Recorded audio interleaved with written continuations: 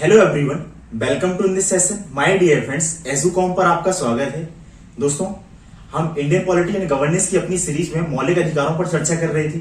हमारी जो इसके पहले की जो हमारी चर्चा थी उसमें हमने देखा कि आधुनिक जो लोकतांत्रिक व्यवस्था है विश्व में, उसमें 17वीं शताब्दी में 16वीं 17वीं शताब्दी में जो आधुनिक चिंतक हैं उन्होंने जो बुनियादी मूल्य रखे थे पुनर्जागरण के बाद, उन्हीं मूल्यों के आधार पर जैसे फिर आप फ्रांसीसी क्रांति में देखते हैं समता, समानता और बंधुत्व की स्थापना होती है।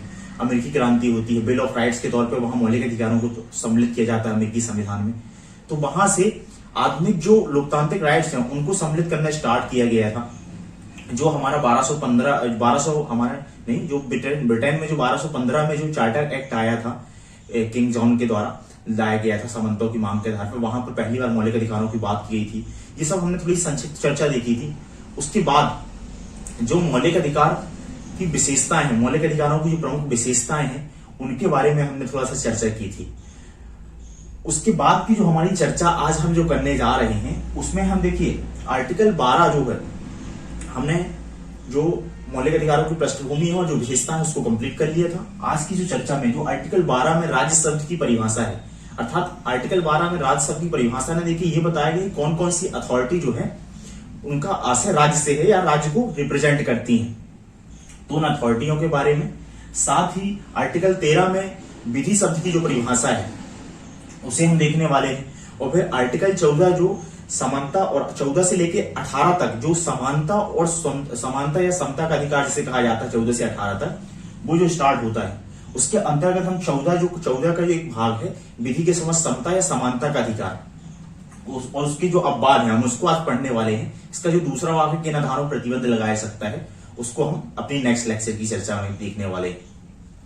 देखिए, मैं थोड़ा सा यहां पर आपको बताऊं अगर ये चर्चा करने से पहले, जैसा कि मैंने आपको पहले ही बताया था कि हमारे यहाँ पर जो नेहरू समिति थी 1927 का जो साइमन कमीशन आया हुआ था, उसमें उसका विरोध इसलिए किया गया था कि उसमें सभी श्वेत लोग थे, अर्थात सभी ब्रिटेन से आए हुए लोग थे जिन्हें श्वेत व्यक्ति कहा जाता है, ठीक है, व्हाइट पीपल्स। तो उन लोगों ने आके हमारे भविष्य का निर्धारण कर रहे थे। तो पूरे देश में एक जनव्यापी आंदोलन हुआ जिसमें साइमन गो बैक, आप वहीं पर देखते हैं, फिर सैंडर्स की लाठी लगने से लाला लाजपत राय जी की मृत्यु हो जाती है, और उन्हीं कारण फिर भगत सिंह, वो सब पूरा इशू आता है, वो हिस्ट्री का एक हिस्सा है। तो उसका जन विरोध जो होता है, तो वहां पर फिर अंग्रेज जो है, भारत के जो लोग हैं, भारत के प्रबुद्ध वर्ग के लोग हैं, उन्हें चुनौती देते हैं कि आपके अंदर अगर क्षमता है तो आप अपना संविधान फिर बना के दिखाइए। तो फिर वही नेहरू कमेटी की जो नेहरू समिति है, नेहरू समिति की अध्यक्षता में एक समिति बनती है जो संविधान का निर्माण करती है। उसी में मौलिक अधिकारों पर जिक्र किया जाता है, समानता का अधिकार, स्वतंत्रता का अधिकार, उन्हीं को स्वतंत्रता के अधिकार की बात की जाती है। तो अनुच्छेद जो मौलिक अधिकार जो यहाँ पर हम समता या समानता की बात कर रहे हैं, यह इन प्रोविजंस को नेहरू समिति में भी सम्मिलित किया गया था। नेहरू कमेटी की जो रिपोर्ट थी, यानी कि हमारे जो स्वतंत्रता सेनानी थे या स्वतंत्रता संघर्ष के जो नेता थे, जो मुख्य धारा के नेता थे, जो भी कांग्रेस, क्योंकि कांग्रेस के नेतृत्व में आंदोलन है, तो उनके नेताओं ने इस चुनौती को स्वीकार किया और उन्होंने पहले ही डिसाइड कर लिया था कि आजाद भारत जब भी होगा या भारत के लिए जो भी संविधान नियम व्यवस्था बनेगी उसमें मौलिक अधिकार जो है एक महत्वपूर्ण एंगल होने वाले हैं, ठीक है। तो इसका देखिए एक और मैं आपको एक दूसरे पर्सपेक्टिव से एग्जाम्पल देना चाहूंगा। जैसे कि देखिए, जो स्वतंत्रता संघर्ष में जो कांग्रेस में ज्यादातर जो नेता थे उस टाइम पे, वो बहुत ही एलिट तबके के लोग थे, जैसे पंडित जवाहरलाल नेहरू हैं, मोतीलाल नेहरू हैं, या अलग अलग किस्म के नेता हों, जो भी नेता थे वो एलिट किस्म के लोग थे जो विदेशों में पढ़ के आए हुए थे, फिर यहाँ आके स्वतंत्रता आंदोलन चला रहे थे। उनमें ऐसा जैसे आज के समय में होता है, कोई बहुत ही जमीन से उठ के चला गया है, सेंट्रल मिनिस्टर बन गया है या प्रधानमंत्री बना हुआ है, कोई भी ऐसे पद हो, अलग अलग राज्यों में भी आप देखेंगे पता चले, जो साइकिल चलाने वाले लोग थे वो लोग जाके बने हुए हैं, मुख्यमंत्री बन के बैठे हुए, अलग अलग ऐसे बहुत सारे। हालांकि अभी भी क्या है, बहुत सारे जो हमारे पार्लियामेंट के सदस्य, राज्य विधानमंडल के सदस्य, वो एलिट ही तबके के होते हैं। तो इसका मेरा बताने का एग्जाम्पल ये है कि ज्यादातर जो लोग थे उस समय वो एलिट तबके थे। ऐसे जब हमने संविधान सभा वाली प्रस्तावना में जिक्र कर रहे थे, संविधान सभा के निर्माण वाली चर्चा कर रहे थे, तो वहां पर हमने देखा था कि जो लोग चुनकर आए थे विधान परिषद में, क्योंकि उन्हीं को अधिकार था जिनको संपत्ति, विधान परिषद में जिनको चुनाव लेने का विधान परिषद के जो सदस्य थे उनको 2 आधारों पर चुना गया था, या तो 3 आधारों पर, या तो जिनके पास संपत्ति ज्यादा थी, या कर ज्यादा था, शिक्षा, और फिर उन्हीं में से लोगों ने अपने अपने समुदाय के सदस्य संविधान सभा में चुनकर भेजे। और इसी प्रकार जो रियासतें थी, उनके जो राजा महाराजा थे, उनने अपने प्रतिनिधि चुनकर संविधान सभा में भेजे। तो एक एलिट तबके, चाहे वो उस समय की बात हो चाहे इस समय की बात हो, यानी कि नेहरू समिति वाली बात। लेकिन देखिए, जरूरी नहीं कि कोई व्यक्ति अगर किसी संघर्षशील वर्ग से आता है तो केवल वही व्यक्ति जो है संवेदना या करुणा या मानवता की बात करे। ऐसा भी हो सकता है कोई समर्थ व्यक्ति है और वो समर्थ व्यक्ति है, या हमारे यहाँ पर जातिगत भेदभाव का एक लंबा इतिहास रहा है, या तथाकथित कोई वर्ण व्यवस्था के आधार पर जो डिवीजन किया गया है उसमें किसी कोई ब्राह्मण या उस तरीके की जाति या ठाकुर हो या कोई भी इस प्रकार की जाति हो, मेरा ये कहने का नहीं है, तात्पर्य नहीं है। तो एक समान ट्रेंड आज भी है कि अभी भी शोषण है, इसका हम नजरअंदाज नहीं कर सकते कि जातियों के आधार पे, क्योंकि हमारे यहाँ आर्थिक से ज्यादा जो है जातिगत सामाजिक जो शोषण है उसकी एक बहुत ही गहरी और बुनियादी नींव रही है जो व्यक्ति गरिमा को ठेस पहुंचाता है। तो वहां पर जो शोषण का ये वाला जो स्वरूप है जातिवाद आधार का, तो ऐसा नहीं कि हो सकता है कोई उन जातियों का भी जिनको वर्ण व्यवस्था ने अगड़ी जाति के तौर पर परिभाषित किया, उनमें से भी कुछ लोग ऐसे आ जाएं और लोगों की बेहतरी के लिए काम करने के लिए तत्पर हों। और ऐसा भी हो सकता है कोई उसी समुदाय से उठकर आए और वो केवल सत्ता के लालच में या किसी पद में बैठ जाए और वो उसके लिए उनकी आवाजों को आवाज ना उठाए या उनकी बात ना करे। तो ये सब भी ऐसा हो सकता है। तो हमको किसी प्रकार की पूर्वाग्रह से बचना चाहिए, क्योंकि हम सिविल सर्वेंट बनने जा रहे हैं और अगर आप आईएएस बनने जा रहे हैं किसी स्टेट सर्विस एग्जाम को, तो आपको किसी प्रकार के पूर्वाग्रह से आपको मुक्त होना चाहिए और आपको निष्पक्ष तरीके से आप चीजों को देखना चाहिए। तो ये मेरा बताने का एक उदाहरण था। दोनों का मैंने जो एग्जाम्पल दिया संविधान सभा वाला और वो वाला एक एग्जाम्पल दिया, क्योंकि हमारे यहाँ जातिगत आधार का भेदभाव। तो इसी का एक और एग्जाम्पल मैंने जैसे ये बताया, तो उसका एक और एग्जाम्पल मैं दूं, जैसे कि जय भूमि मूवी आई हुई थी, तो जस्टिस जो चंद्रू है वो तथाकथित जो है वर्ण व्यवस्था को अगड़ी जाति के तौर पर व्यक्ति के तौर पर स्थापित किया, लेकिन हमने काम क्या किया कि उन्होंने मानवता के लिए काम किया और बेहतरी जो काम किया, जो क्योंकि जो आदिवासी जो समस्या थी उनकी समस्याओं को उठाया और फिर जो 7,000 जो प्रिजनर्स थे उनकी जुडिशियल कस्टडी में उनको छुड़वाया। तो ये सब बातें हैं। और ऐसे बहुत सारे आंदोलन में आप देखेंगे, आजादी के आंदोलन में ज्यादातर एलिट तबके के लोग थे, लेकिन उन्होंने बहुत ही अच्छे संविधान का निर्माण किया, बहुत ही बेहतर संविधान का निर्माण किया। हमारे जो भी उस समय के नेता थे, उसी प्रकार मैंने नेहरू और पीटी का, ऐसा नहीं है कि सभी लोगों के साथ ऐसा हो। आप अभी भी देखते हैं गांव गांव में जाइए, अलग अलग स्तर पर भेदभाव का स्वरूप मिल सकता है, लेकिन कुछ लोग ऐसे हो सकते हैं तो हमको पूर्वाग्रह से बचना चाहिए। हाँ, हमको समानता लानी। तो देखिए ये जो जितना भी ये जो मैंने आपकी चर्चा की, चाहे आर्थिक आधार पर भेदभाव हो चाहे जाति के आधार पर भेदभाव हो, इनको दूर करने का प्रयास जो है राइट टू इक्वालिटी जो है, समता या समानता का अधिकार। हम इसके अंदर बढ़ने से पहले अगर थोड़ी चर्चा करें समता या समानता का अधिकार, देखिए बहुत पहले मुझे याद है, मैंने शायद एनसीईआरटी में कहीं पढ़ा था, एक एग्जाम्पल मैंने पढ़ा था कि मान के चलिए आप रमेश कुमार जो है एक व्यक्ति है, वो अपने गांव वापस लौटता है, उसने अच्छे कपड़े वगैरह पहने, उसका एक दोस्त भी है, कुछ और नाम मान लीजिए रमेश कुमार है, उसका नाम स्वदेश है उसके दोस्त का नाम। तो रमेश कुमार दो जिस दुकान में वो लोग चाय पीने जाते हैं, दोनों को चाय दी जाती है। रमेश कुमार जो है, रमेश कुमार को अच्छे और वीआईपी कप में चाय दी जाती है, क्योंकि रमेश कुमार एक विशेष जाति का था और उसके मित्र को जब दुकानदार उससे नाम पूछता है और उसकी जाति पूछता है तो उसके आधार पर उसको एक हल्के कप में चाय देता है। तो इस प्रकार का भेदभाव जो था हमारे समाज का एक इतिहास था। इसी प्रकार अस्पृश्यता के बारे में आप देखते हैं आर्टिकल 17 में, ऐसे जो 18 है वहां पर जो है केवल शिक्षा और जो सेना में जो लोग अच्छी प्रगति हासिल करते हैं, समाज में जो विशिष्ट कार्य करते हैं, वही उन्हीं को जो पद विभूषण वगैरह वो सब अधिकार दिए जाते हैं, वो जो पुरस्कार वगैरह दिए जाते हैं, लेकिन उसका भी वो ऐसे उपयोग नहीं करते कि वो उनको कोई विशेष उपाधि वगैरह मिल गई है। तो वहां पर भी इस तरीके की असमानता किसी प्रकार की समाप्त करने की बात की जाती है। इसी के अंतर्गत हम देखते हैं 16(4) वगैरह में जब हम पढ़ते हैं रिजर्वेशन वगैरह में, कि जब हमारा जो संविधान की प्रस्तावना थी वो विधि वो अवसर की असमानता की बात करती, प्रतिष्ठा एवं अवसर की समानता। देखिए प्रतिष्ठा की समानता तो मान लीजिए चलिए लॉ से दे दीजिए, लेकिन अवसर की समानता सुनिश्चित करने के लिए जिन लोगों को अगर पीछे जो लोग बैठे हुए हैं उनको अवसर नहीं मिला है तो उनको अवसर देना पड़ेगा, वह उसका वायलेशन नहीं होगा समता या समानता के अधिकार का। तो ये थोड़ी सी बुनियादी बातें थी। अब हम अंदर पढ़ना स्टार्ट करते हैं और उसके साथ ही देखिए जो आर्टिकल 12 है राज्य शब्द की परिभाषा, इसके ऊपर जो है यूपीएससी 2021 में प्रश्न पूछा गया था।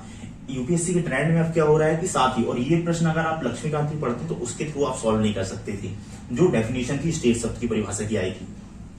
इसी प्रकार मैं आपको यहां पर बताऊंगा जो कौन से अधिकार केवल सिटीजन्स को मिले हों, कौन से अधिकार विदेशी नागरिकों को मिले हुए, कौन से अधिकार विदेशी नागरिकों को भी मिले हुए। तो इन दोनों चीजों में से इसके ऊपर भी प्रश्न पूछा गया था।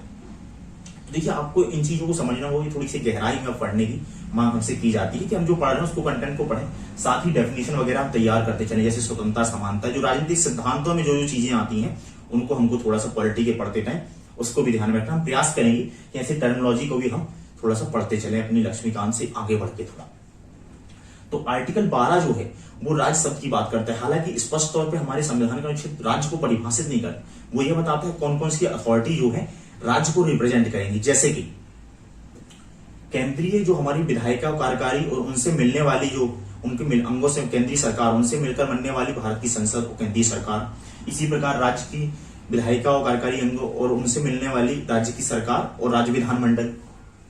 कोई जो जुडिशियल अथॉरिटी है, कोई जुडिशियल अथॉरिटी नहीं, जुडिशियल अथॉरिटी यहाँ इंक्लूड नहीं होगा, इसको मैं माफी चाहूंगा इस शब्द के लिए, ये यहाँ पर आप मेंशन मत करिएगा। इसके ऊपर अभी सुप्रीम कोर्ट का स्पष्ट क्लियर कट जजमेंट नहीं है, इस पर हम थोड़ी विस्तार से चर्चा बाद में कर लेंगे। तो दो चीजों के बारे में इसको बताया कि केंद्रीय सरकार, केंद्रीय संसद, उसकी जो अलग अलग निकाय है, विधायिका है, विधायिका है और कार्यपालिका। इसी प्रकार राज्य के स्तर पर फिर नगर निगम है और पंचायतें हैं, पंचायतें भी जमीनी स्तर पर, ग्राम पंचायत के स्तर में भी।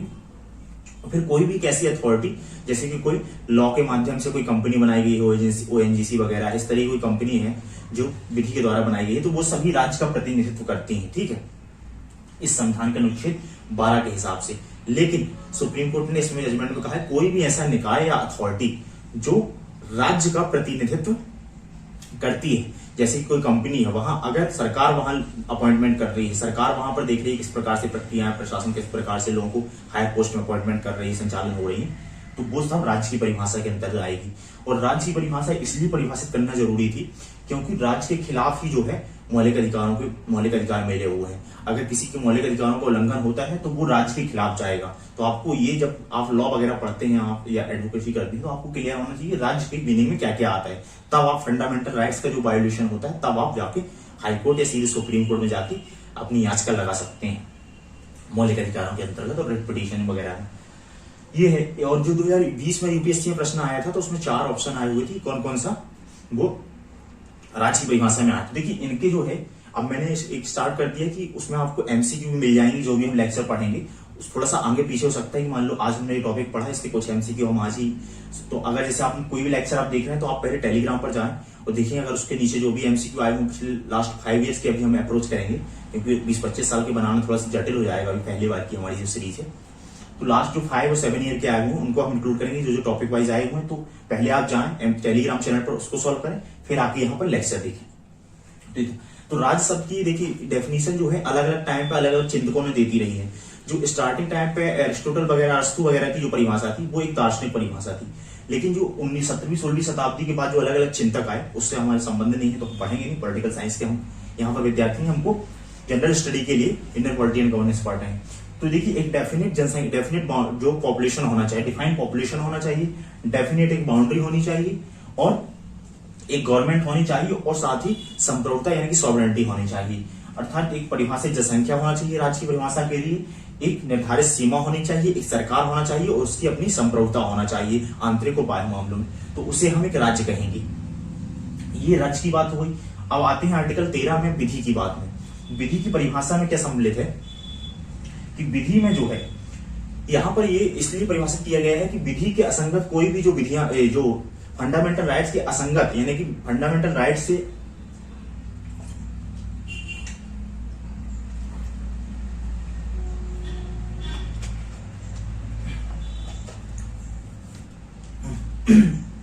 देखिए, तो आर्टिकल जो 13 हमें बताता है, इसमें क्या है कि फंडामेंटल राइट्स के वायोलेट करने वाली कोई भी विधि या लॉ बनाया जाता है तो वो उसको उल्लंघनीय होगा और उसको निरस्त किया जा सकता है हाईकोर्ट, सुप्रीम कोर्ट के द्वारा। यहां से इस प्रकार से जुडिशियल रिव्यू का भी सरकार, उसको जो हमारी कोर्ट्स हैं उनको पावर मिलता है, सुप्रीम कोर्ट, हाई कोर्ट वगैरह। तो ये बात करता है। और विधि शब्द की यहाँ परिभाषा क्या है, देखिए कुछ स्थायी विधियां हैं, जैसे केंद्रीय विधानमंडल है, केंद्रीय हमारी संसद है और राज्य विधानमंडल है, उनके द्वारा पारित किया हुआ कोई कानून है, उनके द्वारा पारित किया कोई कानून है। अस्थायी विधियां जैसे कि राष्ट्रपति के द्वारा कोई अध्यादेश प्रख्यापित किया गया है या राज्यपाल के द्वारा कोई अध्यादेश प्रख्यापित किया गया है, यानी कि अध्यादेश स्वीकार किया गया है, अध्यादेश को स्वीकृति दी गई है कि ये कानून बनाना है, तो उसके लिए तत्कालीन समय में अध्यादेश निकाला जाता है। उसके बारे में विस्तार से पढ़ेंगे आने वाले समय पर। तो आर्टिकल जो हमारा 123 है वो राष्ट्रपति को अध्यादेश की पावर देता है और 213 जो है वो राज्यपाल को। तो अध्यादेश वगैरह स्थायी विधियां, अस्थायी विधियां हैं। उसके बाद देखिए जो प्रत्यय नियोजित विधान होते हैं, ऐसे कोई कानून बना दिया जाता है, अब उसके लिए नियम कैसे बनाए जाएंगे, उसके लिए जुडिशरी को जो एग्जीक्यूटिव जो हमारी सरकार होती है, कैबिनेट वगैरह, कैबिनेट मंत्रिमंडल समिति, जो सरकार के माध्यम से तो अलग अलग उनको पावर दी जाती है, कौन कौन से इसके अंदर नियम विनियम वगैरह बना सकते हैं। कई बार डिस्ट्रिक्ट लेवल में भी डिस्ट्रिक्ट मजिस्ट्रेट के पास भी जो प्रत्यय विधान है उसके पास भी कुछ मामलों में पावर होती है, डिस्क्रिशन जिसको हम बोल देते हैं, वो वाली विधियां या विधि का स्वीकार रखने वाली कोई रूढ़ी या प्रथा। और उससे आशय क्या है, विधि की मान रखने वाली, जैसे कोई धर्म का कोई कोर हिस्सा अगर सुप्रीम कोर्ट मान लेता है कि धर्म का कोर हिस्सा है, तो फिर वो एक विधि के तौर पे कैसे हो जाएगा कि उसका जो है वो स्थापित हो जाएगा। कोई बार जैसे कोई रिलीजियस अफेयर जाता है तो सुप्रीम कोर्ट में तर्क दिया जाता है कि हमारी विधि संविधान का उसका जो है कोर हिस्सा है हमारे धर्म का। तो इन सभी 4 चीजों को विधि के अंतर्गत शामिल किया गया है। इन्हीं को आधार बना के लोग पिटीशन वगैरह दायर करते हैं। फिर एक चीज और आ जाती है कि जो ओनली ये जो अधिकार है, कुछ अधिकार हैं, देखिए वो सभी मौलिक अधिकार जो हमारे नागरिक हैं देश के, उनको सभी मौलिक अधिकार मिले हुए हैं। और जहां पर जिन लोगों को वंचित किया गया है वहां सेना संबंधी जो निकाय है वहां पर हम देखते हैं 33, 34 और 34 में हम देखेंगे। उसके साथ ही विदेशियों को देखिए कुछ अधिकारों से वंचित किया गया था, कुछ अधिकार उनको प्रदान नहीं किए गए हैं। इसमें कौन कौन से हैं? 14 से लेके 35 तक समय तो हमारे यहाँ के लोगों को अधिकार मिले हुए, 14 से लेके यहाँ पर 32 तक। लेकिन जो विदेशी हैं उनको यहाँ 15 से डबल अप कीजिए तो 30। 15 यानी कि धर्म, जाति, लिंग, जन्म स्थान इत्यादि के आधार भेदभाव नहीं किया जाएगा। 30 में आप देखते हैं कि अल्पसंख्यकों को अपनी शिक्षा संस्थान वगैरह चलाने वाली बात की जाती है, अपनी संस्कृति प्रिजर्व करने वाले अधिकार के अंतर्गत। 16 में आप देखेंगे रोजगार इत्यादि के वेतन अवसर की असमानता वगैरह को किसी भी व्यक्ति साथ धर्म, जाति, लिंग, मूल वंश इत्यादि के आधार पर भेदभाव नहीं किया जाएगा।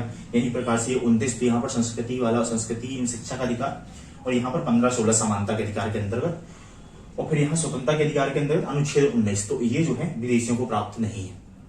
बाकी अधिकार विदेशियों को प्राप्त है, जैसे ये वाला 14 पढ़ेंगे तो ये नागरिकों को भी प्राप्त है, विदेशियों को भी प्राप्त है। ये हमने चर्चा की।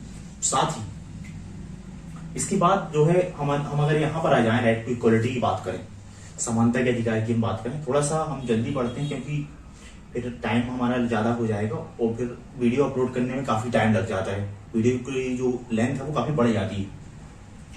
इसलिए मैं प्रयास करता हूँ कई बार कि चीजों को क्या है थोड़ा लेक्चर छोटा बनाने का प्रयास करता हूँ। उसमें अगर आपको लगता है तो हम प्रयास कर सकते हैं, बड़ा भी बना सकते हैं, लेकिन चूंकि मैं मोबाइल से बनाता हूँ उसमें अपलोड करना वगैरह या उसमें फिर बहुत टाइम लग जाता है। इसलिए मैं प्रयास करता हूँ कि हमारा 20 मिनट का समथिंग हो जाए और हम धीरे धीरे भी चीजों को पढ़ते चलें। इतना भी हम करते चलेंगे तो 3-4 महीने में इस सब्जेक्ट को अच्छे से कवर कर लेंगे, गवर्नेंस भी फिर हम आगे पढ़ते रहेंगे। देखिए विधि के समझ समता की जो बात है, राइट ऑफ इक्वालिटी की जो बात है, इसमें क्या है कि 2 बातें हैं। एक तो विधि के समझ समता और विधियों के समझ संरक्षण। जब हम विधि के समझ समता की बात करते हैं तो यहाँ पर 3 चीजें आती हैं। एक तो किसी व्यक्ति के, जो कोई भी व्यक्ति हो उसको किसी प्रकार का विशेषाधिकार प्राप्त नहीं होगा, यानी कि चाहे वो किसी भी व्यक्ति है, किसी भी जाति, धर्म या किसी भी प्रकार का व्यक्ति हो, उसके पास कोई भी प्रकार का विशेषाधिकार किसी व्यक्ति को नहीं दिया जाएगा। अगर कोई को अनुच्छेद 18 में भी कोई बड़ा पद्म पुरस्कार वगैरह सम्मान किया गया है तो उसको कोई विशेषाधिकार वगैरह प्राप्त नहीं हो जाता उससे। दूसरा, जो विधि के समान कोई सामान्य विधि बनाई गई है, सामान्य विधि न्यायालय है, उसके प्रति समान के साथ समान व्यवहार होगा।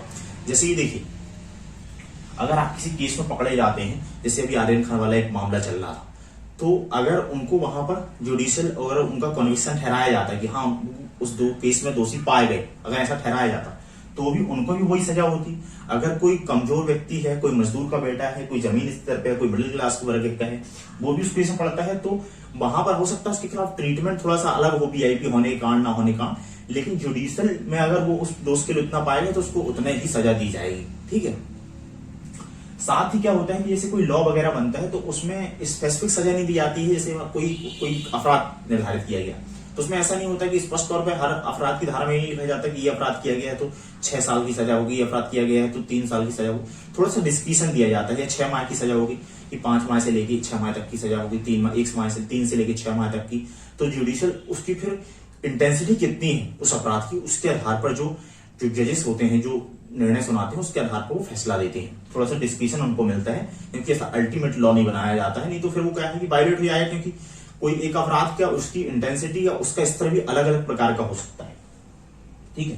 तो यहां पर जो है विधि के समान जो है अवसर की हमने बात की। फिर विधि के ऊपर देखिए कोई भी नहीं, कोई भी व्यक्ति किसी भी, चाहे वो जाति धर्म के आधार पर हो या कोई भी व्यक्ति आर्थिक आधार पर हो, चाहे वो किसी भी बेस पर, वो लॉ के कोई ऊपर नहीं है। लॉ के जो है सब समान है, लॉ के बराबर है। ठीक है, उससे कोई ऊपर नहीं है, लॉ के सब नीचे है, कोई भी लॉ के ऊपर नहीं जाएगा। दूसरा जो विधियों के समान संरक्षण है, ये वाला जो कॉन्सेप्ट है ये ब्रिटेन से आया हुआ है, और ये वाला जो कॉन्सेप्ट है विधियों के समान संरक्षण जो है ये आया हुआ है हमारा कहां से, अमेरिका से। अर्थात ये इसका समान शब्द आप ऐसे समझिए कि विधियों के समक्ष समता है, कि लॉ के सामने सब बराबर है, उसमें कोई सब बराबर ऐसी वाली बात है। और विधियों के समान संरक्षण, इससे आशय ये हो जाता है कि अगर कोई लॉ नहीं है तो उसके, अगर कोई लॉ वगैरह नहीं बना हुआ है तो ऐसा नहीं है कि आपको उससे वंचित कर दिया जाएगा। लॉ नहीं है, जैसे आप जा रहे हैं रास्ते में, आपको ट्रैफिक में कहीं रोक लिया गया, आपके ऊपर चालान काट दिया गया, तो चालान इसलिए काटा गया कि कोई ना कोई लॉ उसके लिए बना होगा, ठीक है, कोई ना कोई लॉ होगा या लॉ के आधार पर कोई नियम विनियम कुछ ना कुछ होगा। ऐसा नहीं है लोकतांत्रिक देश में कि उसके पीछे कोई आधार ना हो और आपके ऊपर चालान काट दिया हो। तो विधियों के समान सभी को संरक्षण मिला हुआ है। इसमें 3 बातें आती हैं कि समान परिस्थिति में समान व्यवहार। देखिए, समान परिस्थिति में समान व्यवहार से यहां पर आशय है कि देखिए असमान के साथ समान और असमान में अलग अलग व्यवहार किया सकता है, ठीक है, समान और असमान में, लेकिन समान लोगों में समान व्यवहार किया जाएगा। जैसे कि तात्पर्य आप ऐसे समझिए, जैसा कि मैंने आपको पहले दिन, अगर आप समता वाला एग्जाम्पल देखेंगे, जब हम प्रीएम्बल पढ़ रहे थे तो मैंने 4 फुट और 5 फुट वाले के एग्जाम्पल दिया था, तो वहां पर असमान थे तो हम असमान व्यवहार कर रहे थे, ठीक है, एक समान था एक असमान, तो वहां पर समान लोग नहीं थे इसलिए हम समान व्यवहार। इसी प्रकार रिजर्वेशन की जब बात करते हैं तो अलग अलग जो वर्ग हैं उनको जो है कुछ व्यक्ति जो पीछे छूट रहे हैं कुछ आगे हैं, तो बराबरी में लाने के लिए उनको सपोर्ट दिया जा रहा है, एक प्रकार से कॉन्स्टिट्यूशन सपोर्ट दिया जा रहा है। तो वहां पर अगर आप वो वाला जाके एग्जाम्पल देखेंगे, अब मैं उसको फिर से रिपीट नहीं कर रहा हूं, तो बहुत ज्यादा अच्छे से आप चीजों को कर पाएंगे, नोटिस कर पाएंगे या पढ़ पाएंगे। तो यहां पर जैसे मैंने की बात की, यहां पर समान परिस्थितियों के अंदर समान व्यवहार, तो वो किया जाएगा। दूसरा ये है समान विधि में समान नियम, अर्थात कोई विधि है, लॉ है, उसके अंदर अगर कोई नियम भी बनाए जाएंगे तो समान परिस्थिति समान ही बनाई जाएंगी। ऐसा नहीं है किसी वर्ग विशेष के प्रति या किसी व्यक्ति विशेष के प्रति अलग अलग नियम कानून बना दिए जाएंगे। और यहाँ पर भेदभाव रहे, समानता के साथ समान व्यवहार किया जाएगा। किसी प्रकार समान लोगों से, देखिए यहाँ पर 2 बातें हैं, यहाँ पर पॉजिटिव, ये पॉजिटिव क्या है, एक प्रकार का ये पॉजिटिव सपोर्ट देता है ये वाला जो विधियों के समान संरक्षण, कि जो कमजोर लोग हैं उनको यहाँ से अधिकार मिल जाता है कि भेदभाव रहती है यहाँ पर, जैसे समान के साथ समान व्यवहार, लेकिन समान और असमान के साथ अलग अलग व्यवहार किया जाता है। जैसे रिजर्वेशन का बुनियाद यही है, तब वो है जो ये हमारी समानता या स्वतंत्रता का अधिकार है उसका वायलेशन नहीं करता, क्योंकि लोग यहाँ पर अगर असमान है